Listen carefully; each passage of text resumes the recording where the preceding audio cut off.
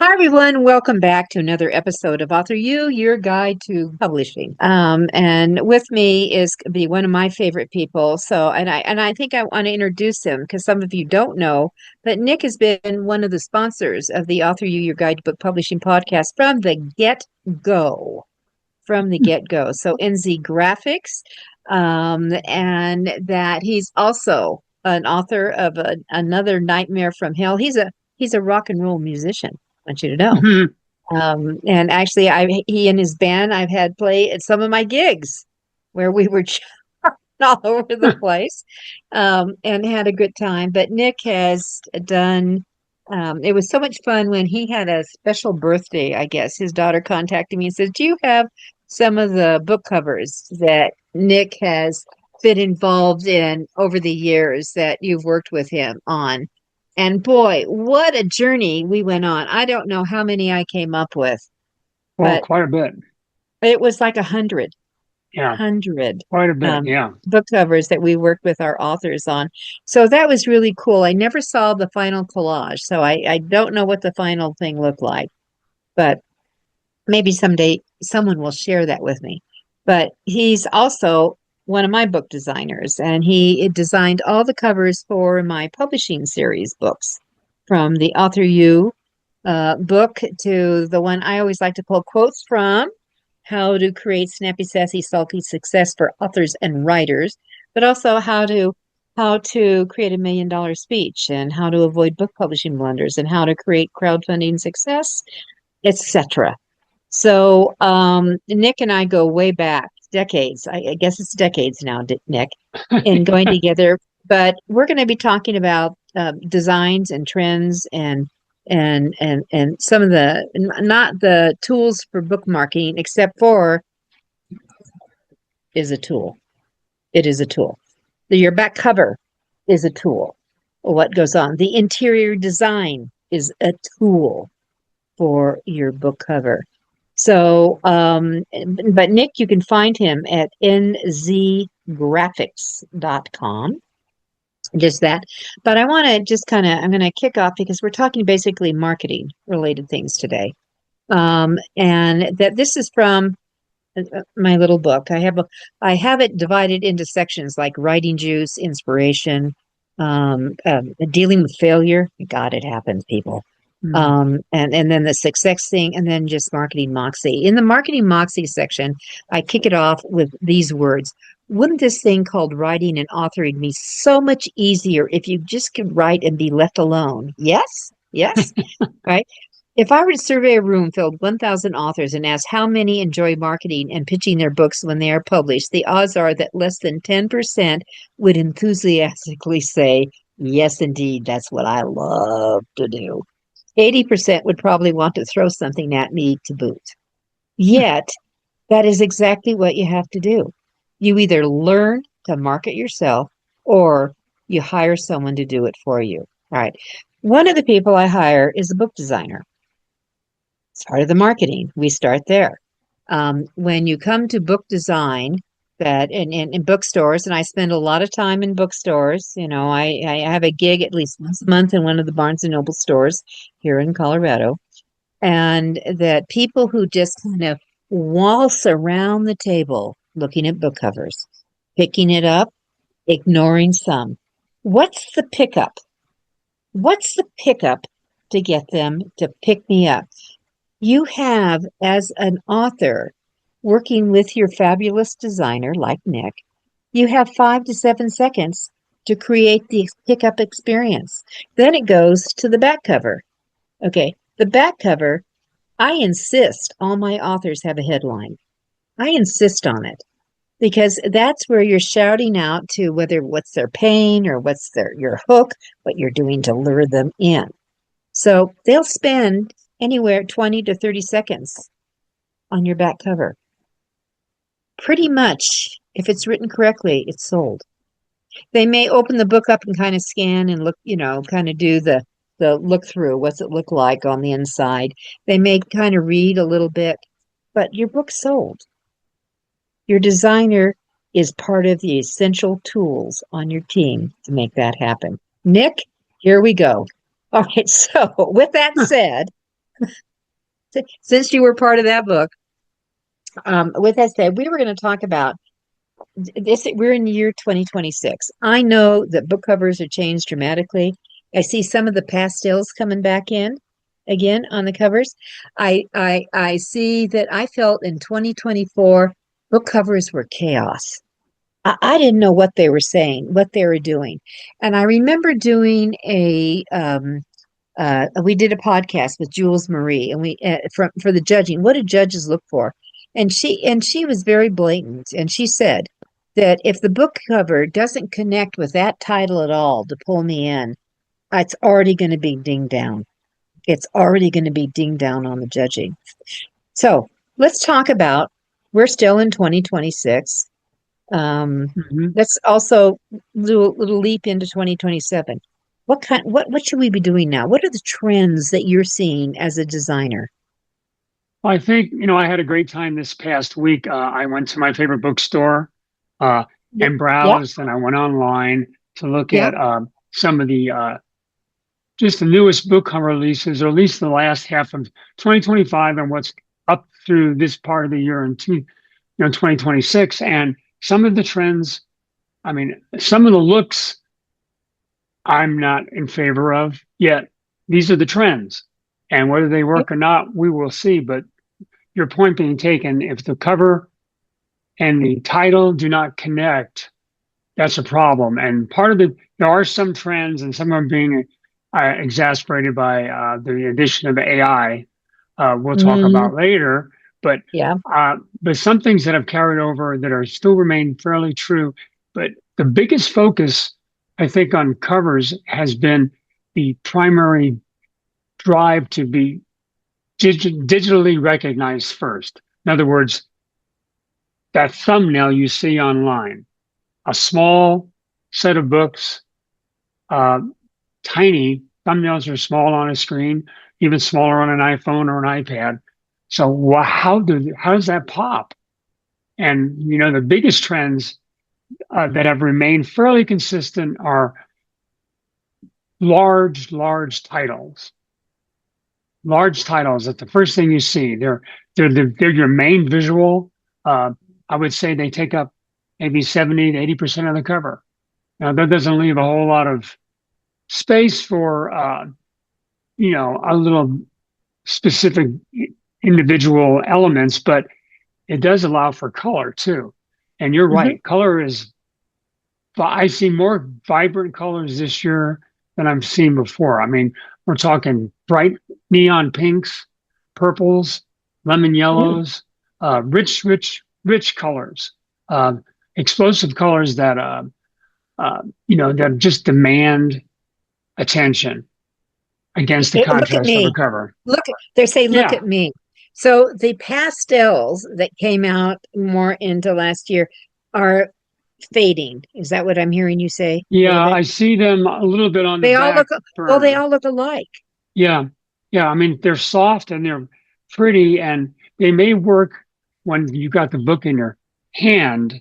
But if it's a digital first approach where you're looking at thumbnails online, then that's a different Mhm. story.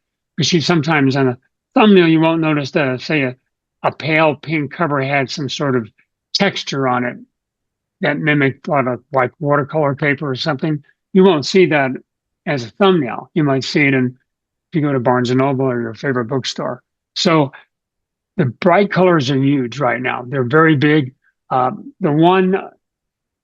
The second biggest element I would say is the experimental lettering that we're seeing. This is where artists, Mm. designers like myself are taking either handwriting titles, and this goes across genres, even to nonfiction, where they're bending type, making type part of the visual element. In other words, if you have a title called I love curvy noodles," and you make the word curvy actually curvy, Kirby.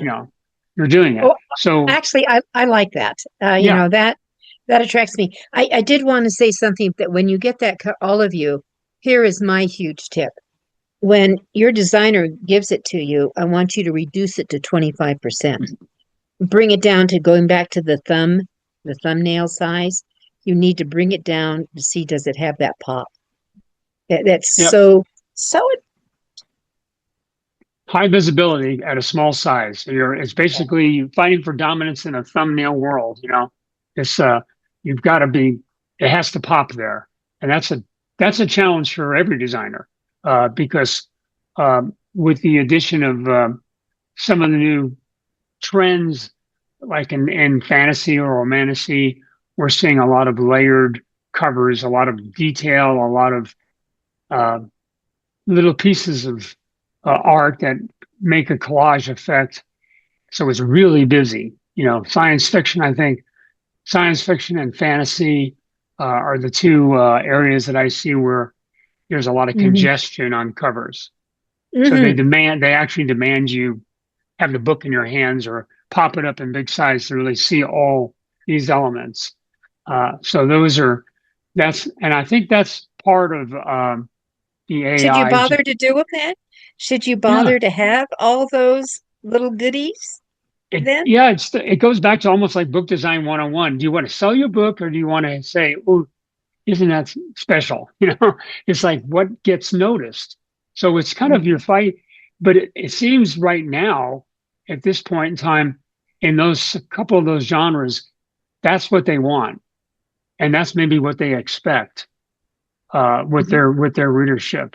They expect a lot of elements, a lot of fantastical worlds. Uh, so Mhm. I think that kind of fights the trend, the rule of like to say the three font rule on a cover that we've always grown up when we're doing it. Yeah. No more than three fonts on the front cover. Mhm. Mhm. Mhm. And going back to the handwriting trends for covers, that will work as long as those words and letters are legible. I've seen some covers this year that I just didn't understand what the title was because they got so clever with twisting and bending the type that you Or can't read it. broken up. You're going like this, Yes, and what does this say? And that is the chaos. Yeah, that is yeah, the chaos we're that was talking the about. chaos, and I actually walked away from those. Yeah, I just thought, this is when I pick up a book. If it's a fiction book, I want to enjoy it. So now you're making me really work hard. yeah. Well, I did see one, and we'll look at it a little bit here, but it was a title of a book. It was fantasy, and it was Mhm. well done, but the author's name was huge, and I don't recognize the author's name, but the title was extremely small. And I didn't Ooh. know if the author was the title of the book versus the title. Oh, oh. So Well, is that a good idea? Does that invite scrutiny? Does that invite controversy? Does that say, Mhm. because that it could be another way of, getting attention for your cover. So I'm not sure if Well, that's a good thing. if you're competing with the big boys and girls in fantasy, I think of Rebecca Yarros. I think of Sarah Moss. There's certainly a lot of other fantasy. Brandon Sanderson. Their names are actually often bigger than the titles because that what brings them in. So then, but I found that when people are coming looking for the latest of whatever the major players are, they instantly look to see if they have that cover already. They almost buy, if I don't have this cover, I need that book. Yes, exactly right. Yeah.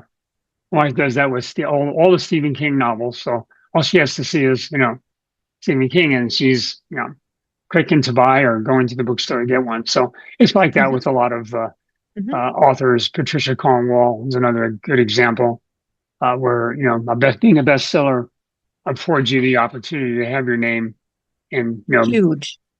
monstrosity. Yeah. But we're not, but let's face it, most authors aren't in that wonderful No. little group. We are fighting for attention with your book, maybe your first or second or third book. So Yeah. yeah, I mean, and I think there's another thing I saw, and it was they call it the pink phenomenon, and it's romance and fantasy are still using bright colors, and I see that a lot in some memoirs, just bright colors. So going back to that neon bright color thing. Mhm. And that I have done that too myself. This past year, I've tended to do more covers that had really, really poppy color, backgrounds with Mhm. bright oranges or yellows and stuff like that. Well, I actually love them. One of my very favorite books was one of the Chip, one of the Chip guys, and it was bright. It was that neon orange, and it had like the texture was like duct tape going across Yes. it. Hmm. It's always been one of my favorite covers. Very, very good approach. Yeah. And it Yeah. works, it still works really well, you know. So it was vibrant Hmm. but simple, but unbelievably simple.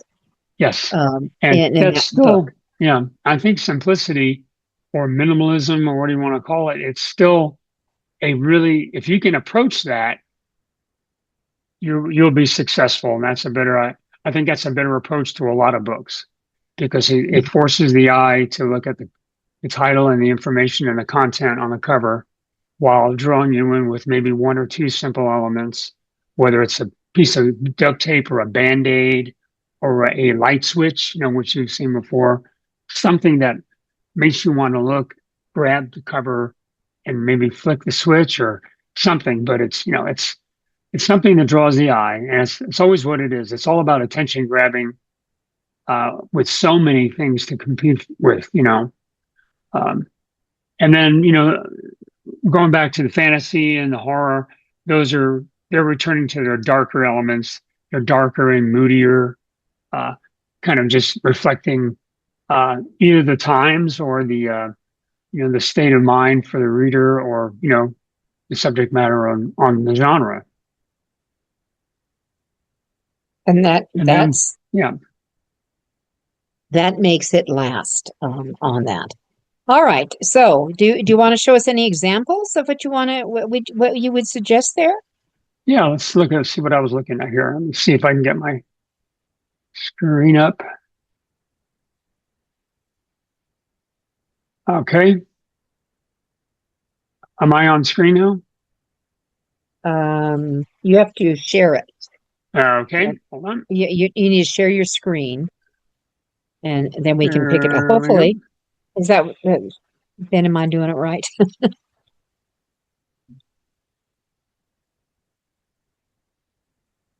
There you go. All right. So we're on Readsy here, and these are some of the covers that are popping up right now. And you can see that. Can you see that? I can. And you know what? Yeah. I pulled up on my iPhone, but that book I was talking about, can you all Uh-huh. see this? This is made to stick. This is Chip Heath. But see the bright orange? We have duct tape going across it, but it's really simple. Yes, very So, simple. yeah. But It's that's always been one of my favorite covers. I bought the book because of the cover, by the way. I'm gonna go here to see if I can find something else. There's a list Okay. of covers. All right. So when you pull up your samples, now look, everybody, you see how small those little thumbprints are? Yeah.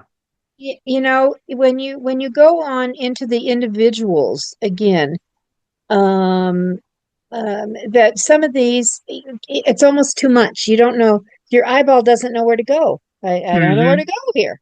Yeah. I don't know what I'm looking at. There's a lot of color. There's a lot Yeah, of yeah. stuff going on, but what do I look at first? That's the thing that I look at. I said, what do I look at first? And sometimes I don't look at anything first because there's just so much stuff going on. Hmm. Um, but and actually this view probably is a little bit larger than what you'd see on a thumbnail. And these are multiple Yeah. genres, but for instance, American apostasy, Okay. for instance, see, I'm lost here. yeah, it's, I am it's, lost here. it's an attempt to be clever Mm, because the title is so large, but mm, when you break up words like that, uh, it's a challenge because it could be a challenge for some readers, because you're working, like you said, you're working at looking at something. Do you want to work at something? Don't know. This is a fiction book. And see, when I say large, bold type, there's always a counter to that. There's always somebody else who's going to do something different. So there's always that. There's always somebody wanting to break the trend or the rule. That's a good thing sometimes, but that's an interesting mix of color. Whether it pops as a thumbnail, I'm not sure. This is the example I was talking about, the layered and really, really kind of busy book.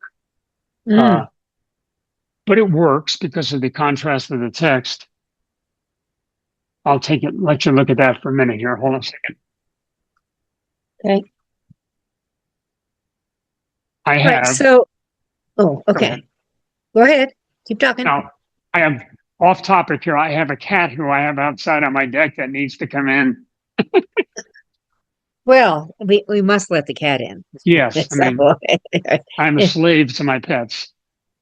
All right. Well, we'll let it in. Yeah. So this dark, I've always been in favor of a dark cover, but as long as you've got some contrast to it, something that pops and illuminates it, that works.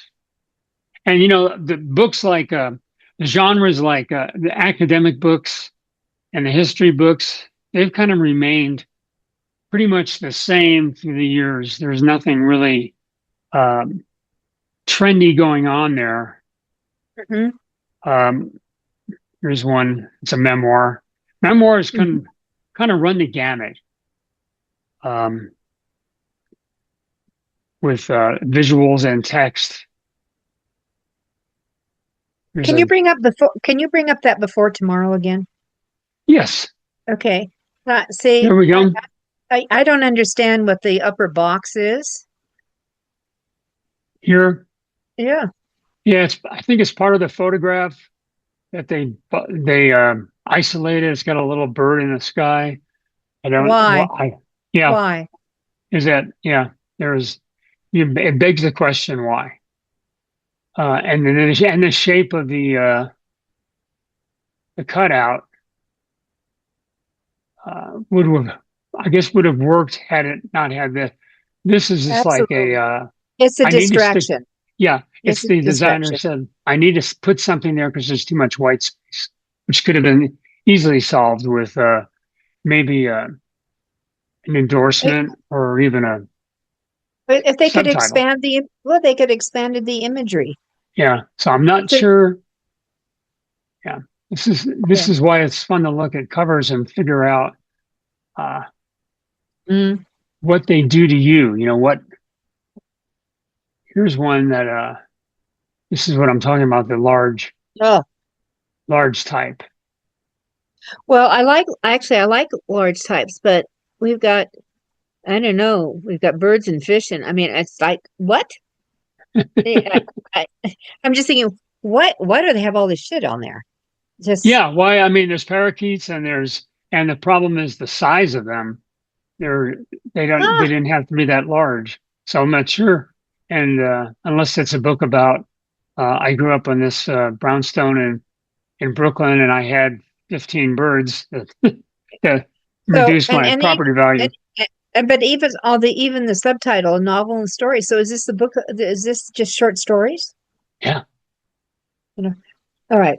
So move on to next. I mean, I think what I'm hoping for all of you is you pick up what works and what doesn't work. And remember, we're all individuals. There are certain things that are going to pull us and our eyes in, and all that. But when you're competing, if you think about a bookstore, if you're doing a solo event, it's you. I get it. If you're doing an author event, but when you're in a bookstore, you're competing with all this stuff. You don't know where to go. You don't know where to go. It's true, and that's the value. I still love going to bookstores for a variety of reasons, but basically just to discover what's out there. I need to get inspiration, and some guidelines and with some warnings about what not to do and what to do. So it's still a huge value, and especially for authors who are having their first book done and they want to explore the options for their title and what they want in terms of the size of the book, even though there are some pretty good guidelines on that. But just the visual. What do I need to explain to a designer about what I want? So that goes. That kind of segues a little bit into uh, the AI involvement in cover design. Um, Okay. People are really. I think this past 2 weeks, I've gotten several emails and from authors that I'm working with. They're first-time authors that have gone on to Canva or ChatGPT, Okay. ChatGPT, and Oh, and they're gotten. plain. Sometimes they're plain. Sometimes it's Nick, do you want to stop sharing this or to bring up something Yes, we else? can definitely do that. Okay, there. All right. Okay, That's us sorry. again. All right. So and the danger is, they put in prompts and they find something they like, Mhm. and sometimes they're saying, "This is really what I want." I really love this cover that I produced with AI. Oh. And then it begs the question. Okay, fine. We can't really do that. We don't know where the source material came from. Sometimes I can recognize some of the imagery that AI puts in, but AI generated covers are not copyrightable. First of all, you will not own the copyright to them, uh, and that goes back to we don't know where the sources came from. They could be restricted visuals. They could be editorial images that have been taken. AI doesn't distinguish any of that. Doesn't know. Doesn't care. It just puts elements together, and that's as Mm, simple as that. But yeah. you know, and I mean, Judith, don't you think there's probably been a steady backlash against AI generated not only covers but content? I mean, we're in Well, a battle.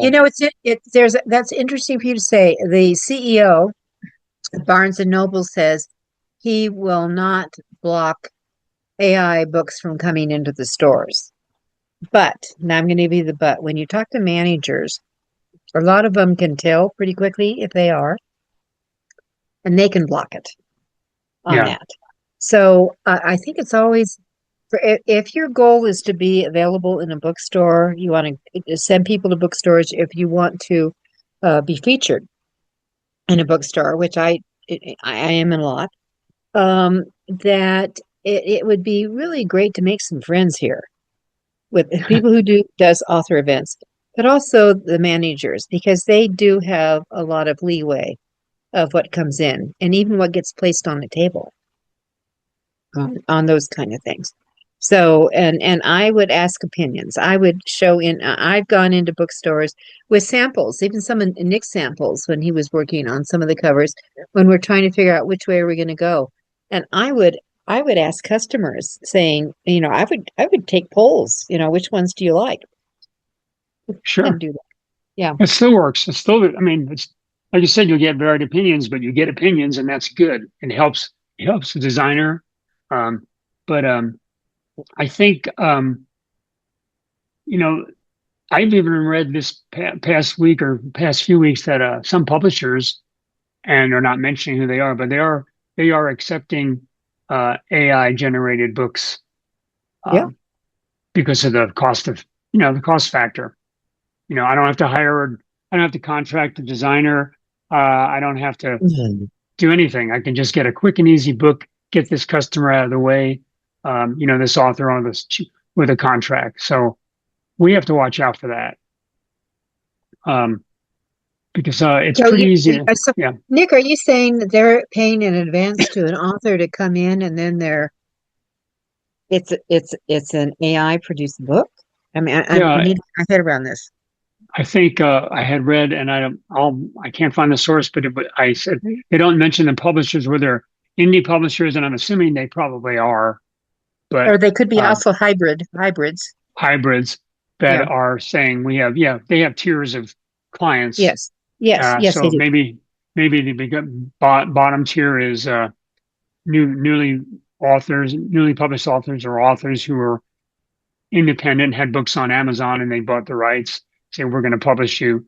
And then they just go ahead and say, well, we'll generate the cover on that from AI. Sometimes they'll say, well, we need to rewrite first two chapters, and they'll use AI to do that. And it's cost effective because they don't have to hire out. So that's happening. And I Wow. think I think a lot of book owners and, like I say, managers, I think they're pretty savvy these days with what's going on. And I'm noticing more myself. I pay more. I am not. I don't use AI for anything. I may be in a stone age, but I don't need it. I'd rather have my ideas come from visiting Hi, bookstores Ted. Yeah. ahead, looking at trends, seeing what the bestsellers are in a genre. How do I not mimic that, but how do I apply some of those elements to a book design so that book cover of yours can stand next to a bestseller and compete? So that Mhm. takes a little work. Uh, maybe those are my prompts. Maybe we all have those, but I don't. And then if somebody, like I said, gives me an AI generated cover, we'll have a discussion about having to recreate that somewhat so that it's free of copyright issues if Well, it's the other thing acceptable. is, yeah, the other thing that I see when the author has gone up and played on chat or wherever they play, and they come up with it because we don't know the original sources on that, and a lot of these things have to be so layered or delayered on that. And authors don't understand that process. I think the thing is, authors don't really understand the process that a designer has to go through as the elements come together of that design. Even the title Hmm. coming together, what you do with a little tweaking on that, and it's not just say, oh, let's do all this one in this font, bang, and that's it. No, there's fine tuning, and then Yes. there's bringing the depth in, and so it pops, and Yeah. There's working yeah. with the kerning, and there's working. AI doesn't distinguish spacing on letters, which is why you see AI generated titles with weird spacing because doesn't recognize the fact that there's with the capital W, there's a some space at the bottom right of Well, that letter, and you need to kern the next letter a little closer. It doesn't understand the human elements of hair, so it'll just airbrush it out and the hair disappears into nothing. It doesn't understand that we have, you know, 5 fingers on each hand. So you see 4 or 6 sometimes on that. It doesn't or understand, seven. I saw one yeah, with or seven. 7. Yeah. So actually for authors and for, it would be, it's a good thing to do. Just investigate that. So you can start recognizing what the limitations of that are and why it's necessary to have a human approach to book design and interior design too. So it's not just a push button world and that may happen someday, but we're not there yet. Yeah. But if you want to Okay. compete with, yeah. So I guess you can experiment and go over, but I think, I think it's great. I mean, I've been in bookstores. You've known that I've take authors on a bookstore walk to look at covers and things. If something will generate, if something has the pop that we can take a image of on their mobile and then send it to the book cover. This is the kind of feel we're looking for. This is Hmm. what we're after, and then let them go to work to create the originalization of it and bring it together. I mean, that's what my choice is to do. Yeah, and that's an exciting way to do it. And it's good for the designer to see what an author tends to like, because a lot of times I'll just get the title and information and no clue at all about what they want. And sometimes I'll have something like, well, please just surprise me with the design. But I'd rather Mhm. have information, something that I could at least get a starting point with, so I'm not just shooting blanks in the dark forest. Uh, Mhm. Nick, I use the phrase layered design. I don't think a lot of people understand what that is. So maybe you can dissect that a little yeah, bit. I think, and this goes across any book cover really, uh, Uh-huh. but we'll accept the fact that Photoshop is the standard for visual imagery in the book world, just like it's a major design element. Mhm. Um, the process is you design a cover in Photoshop, you reduce it to, you flatten the layers, and we'll talk about layers in a Mhm. second, but you Mhm. flatten it as a final cover, and then you put it into something like InDesign to compose the back and the front and the spine. I kind of stay away from the whole idea of putting a entire cover on Photoshop because Photoshop doesn't really handle text very well in No, terms it of doesn't. clarity. So you No. don't want to do that. And it makes a humongous file to re-edit. So, but layers basically is in layers and Photoshop has the ability to have layers. So if you're doing a 6x9 cover, for instance, you can you'll have one layer, you can create a new layer, and the new layer would be, say, your main title of the book. And you can play around with the different fonts and manipulate that. Another layer would be maybe the finished artwork that you have for your book or part of that. And then you want to add another element in Photoshop. Say, you want to add a gradient of color. You make another layer for that. And then in Photoshop, you have the ability to have as many layers as you want, as long as you can name them and keep track of them. But you flatten those for the final. But in those layers, you have a setting for opacity, so you can blend the layer into another layer, overlaps Mhm. a little bit. We did that with um, a book called The First Ravenmocker. Oh, I Raven, yeah. remember. Yes. Well, the Ravenmocker, if you want to bring that up, do you have that on your machine? Uh, And if you can get we had a before and after. This was the book that the author had all these ideas for. This was the final cover. So it's bright, brilliant red, and then you have the black Ravenmocker on it. And this is a fiction book, right? So that so, yeah. the original didn't start out that way. The No, the original original actually was the back cover. That's what part the of it. author wanted, He part of it he anyway. wanted the bathing naked girl on it. He wanted the raven market. He wanted the skull on it. He wanted the owl on it. He wanted everything. He wanted all the key elements in the book. Yeah. And that I think the thing is this became the pickup. And it's just I remember one of the uh, uh, uh, a very successful radio host said. He said, "This is one of the best covers I've seen in a long time. Just Yeah. the depth of And the this is, red." yeah. Yeah, Yeah. yeah. This is an example of the layers. There's a basic red, which is kind of like a red wine. And then Hmm. you can see it on the screen, There's, there's bare trees here that are a different shade of red, a different mhm, effect. It's mhm, a luminosity effect in Photoshop. Below that is large skull that is barely perceptible, but it's there.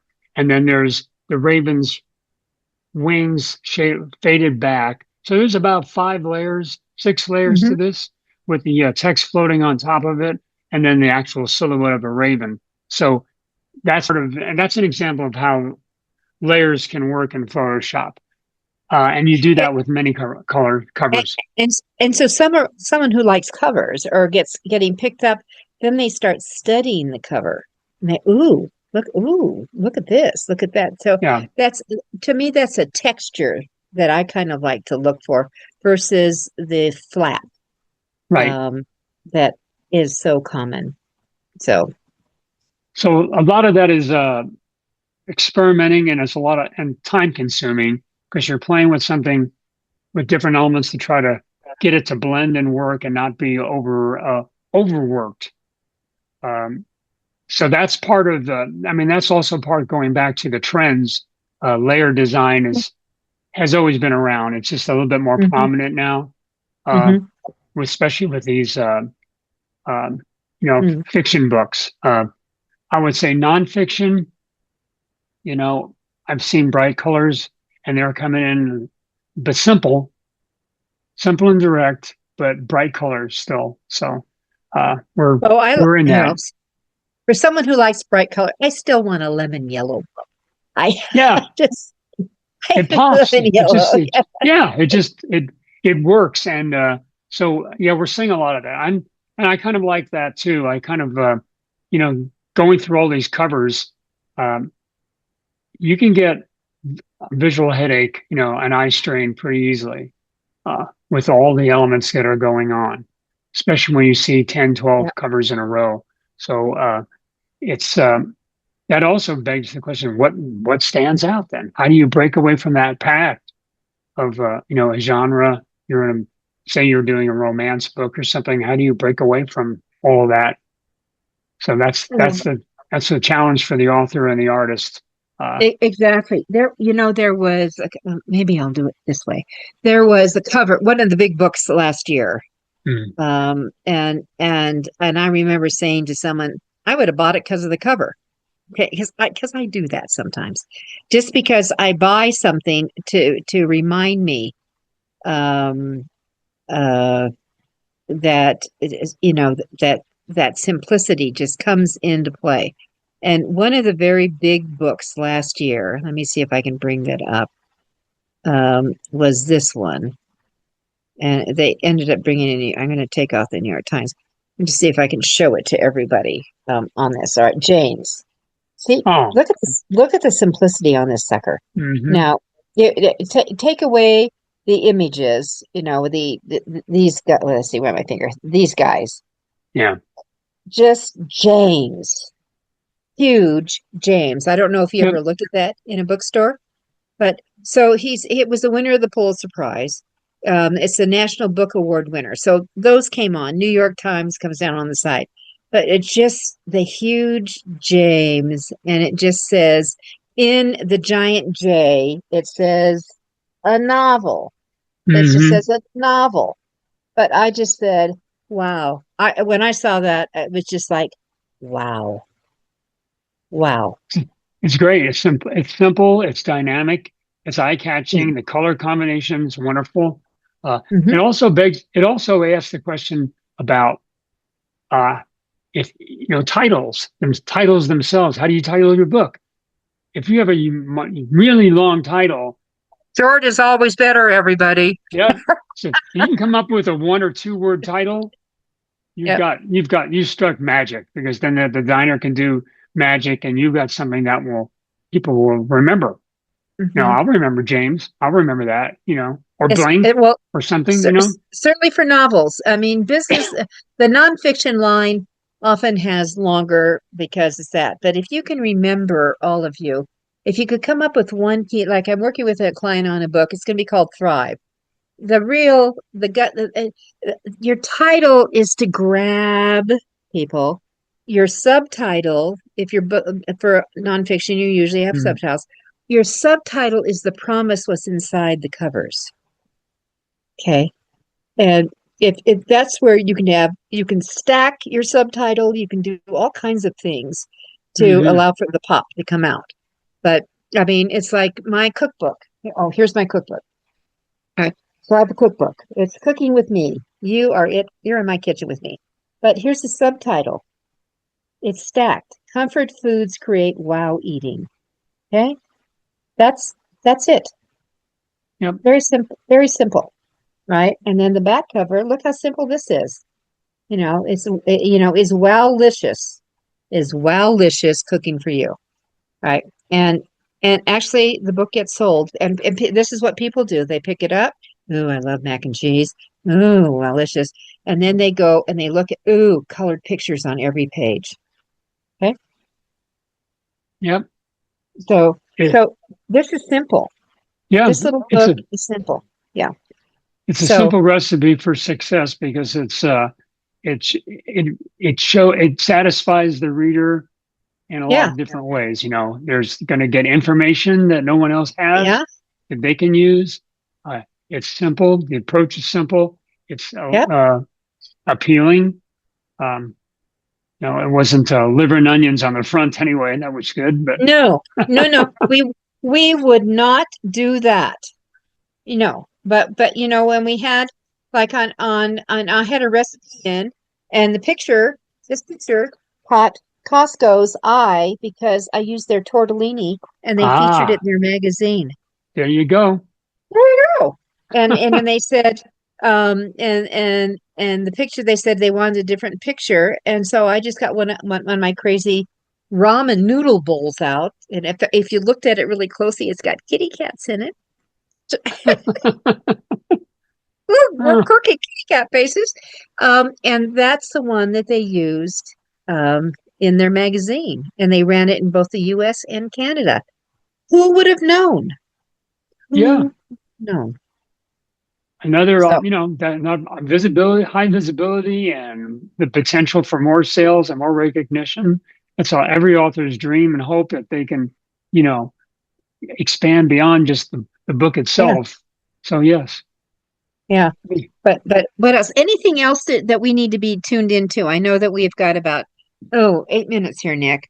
We've mentioned copyright. What is the copyright office? If it's AI generated, you can have if you're in your interior, if your text is AI generated, you are not copyrightable. Period. Period. Yeah, and Yep. and the difference is the word generate.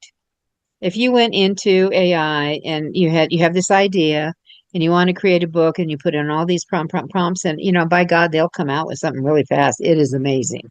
Yes. It is amazing. Scary to me. And that if that's not copyrightable. If you've got your whole book written on the text, and now you want to go in for, some fine tuning or cleaning up, then it's no longer generated, it's assisted. Okay, then you might be able to get away with it. I'm just going to Yeah. say that. Okay. Yeah. That's a bit of a gray area right now, but that could change. But yeah, definitely, it's AI generated images by themselves are not copyrightable by the office. Uh, Mhm. I would say, and this is pretty common. I mean, this is pretty logical. Is that you can use AI to generate concepts Mhm. and discussion points for your Mhm. design team. Uh, Mhm. but that's all that's what it's good for, especially if you're an author that has no idea what they want and they want to see something that they at least can bring to a designer, then you've got that's a good, it's a good source for that. Right.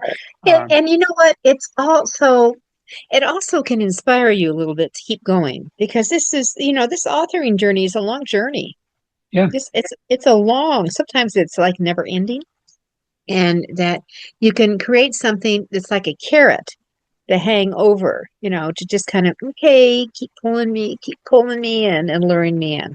So, true. Both the authors and designers need to have those kind of incentives and hooks that get themselves a little mhm, bit inspired. So if an author can find an idea from AI that starts a discussion, that might help them finish their book, uh, or at least add another element themselves or create some other pathway for the book. And it certainly does help us too. So I think that's good. And then, um, you know, I, I saw a comment online from another design firm, but and this has been used before, but it mhm. says design isn't decoration, it's strategy. And that's what you said at the beginning. Oh, It's a ooh, tool, ooh. you know, Hey, you everything know and what? about your book. Yeah. Design is, I mean, I'm writing that down. I love Yeah. that. But it's also part of your branding. Yes. Yeah. We I, didn't I, talk about that, but it certainly is your yeah, branding is part of your strategy, your platform, your who you are, what you represent. Is all calculated to bring people to you and mhm, your work. So it is mhm, strategy. It's a game plan. It's everything that we talk about in when you're prepping for a book. Uh, but it's just not window dressing. It's mhm. not. It's really a business mode, and it's a direction that you want for your book, and that's regardless of what book you write, whether it's children's book or fantasy or romance or business book or finance book or memoir, whatever. And we having that. All right. Any other elements that you want to bring up here? Anything else you want to show us before we end our session today?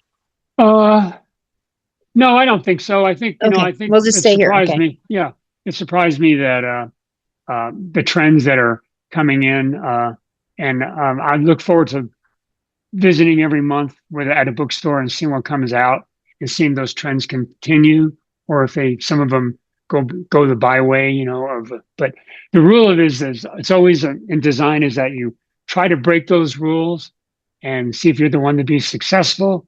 So there's a little bit of experimentation in that. So in a summing up, is right now the trends are for vibrant colors. Hmm. Is that what I'm hearing?